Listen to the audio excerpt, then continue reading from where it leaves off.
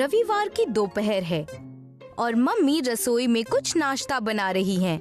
नील रसोई के पास से गुजर रहा है और खुशबू से ललचा जाता है। मम्मी, क्या आप पॉपकॉर्न बना रही हैं? इसकी खुशबू बहुत अच्छी है। हाँ नील, मैं पॉपकॉर्न बना रही हूँ। ओह वाह, मुझे पॉपकॉर्न बहुत पसंद है। हाँ नील, मुझे पता है। क्या तुम कुछ ताज़ा पॉपकॉर्न लेना चाहोगे? ओह हाँ मम्मी, प्लीज मुझे दीजिए। जरूर नील।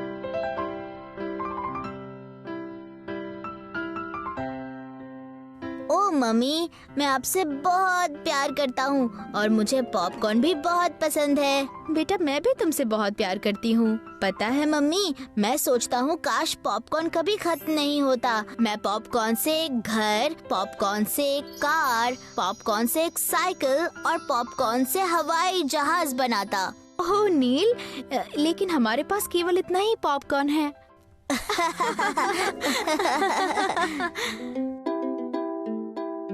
लेकिन क्या तुम जानते हो कि हम निश्चित रूप से एक घर या अपनी इच्छा अनुसार पॉपकॉर्न का कुछ भी बना सकते थे, केवल अगर हमारे पास एक अक्षय पात्र होता। अक्षय पात्र? वो क्या है मम्मी? नील, क्या तुम्हें याद है मैंने तुम्हें महाभारत की एक कहानी सुनाई थी जहाँ पांडव कुछ वर्षों के लिए जंगल में जाकर रहते हैं? हाँ मम्मी, मुझे याद है।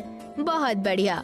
अब मैं तुम्हें एक दिलचस्प कहानी सुनाती हूँ जो उनके जंगल में रहने के दौरान घटी थी, लेकिन उससे पहले मैं पॉपकॉर्न का कटोरा फिर से भर देती हूँ। वाह, थैंक यू मम्मी।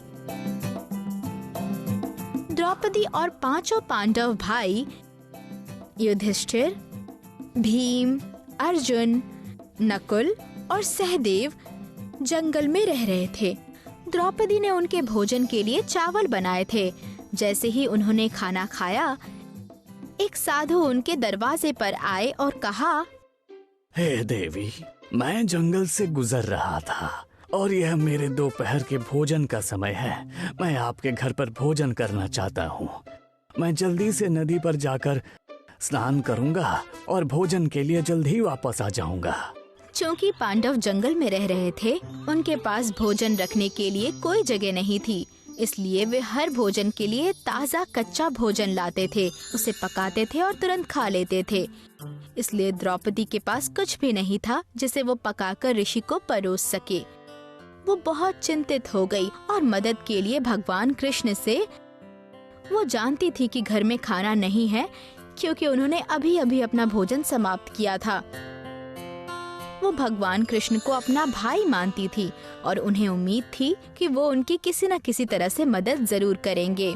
द्रौपदी अभी भी भगवान कृष्ण से प्रार्थना कर रही थी, तभी भगवान कृष्ण ने दरवाजा खटखटाया और अंदर आ गए।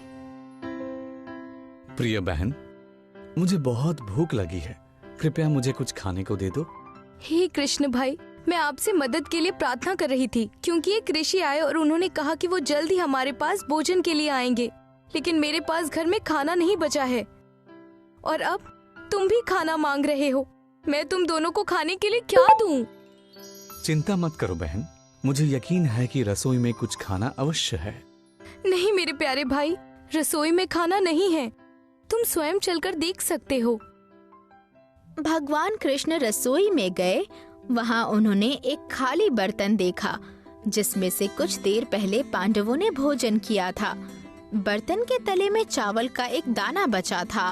भगवान कृष्ण बहुत खुश हुए और उत्सुकता से उस अनाज को खाया। बस मुझे अब भूख नहीं है। आपका क्या मतलब है भाई?